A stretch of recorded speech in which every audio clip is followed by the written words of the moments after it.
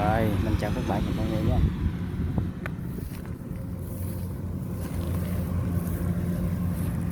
Đây mình quay chiếc mấy các cua ta 105 mét đang cắt lúa nè các bạn ơi. Các bạn và mọi người cùng theo dõi nha.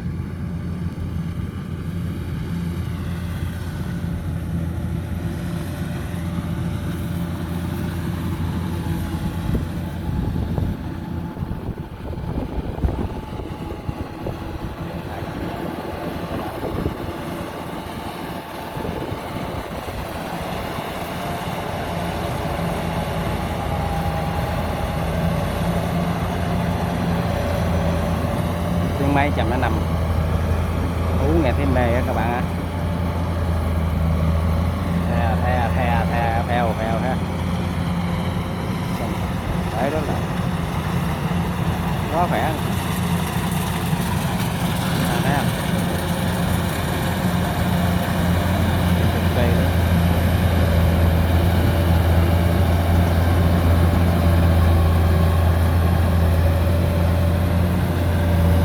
Quá nặng.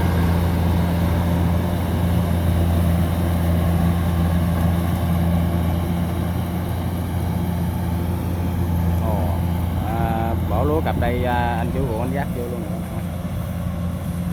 Chưa nhận. Cũng mạnh quá ha. Bắt chuột.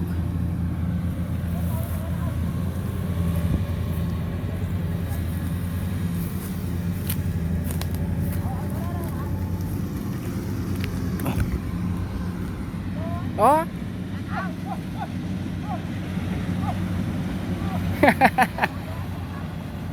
Lan hồi chạy vô lúa lại luôn. Dính này, bắt dính chuột luôn các bạn. Quá hay à. Biết dính không nữa. Mò hoài luôn. Mò mất tiêu luôn à. Dính.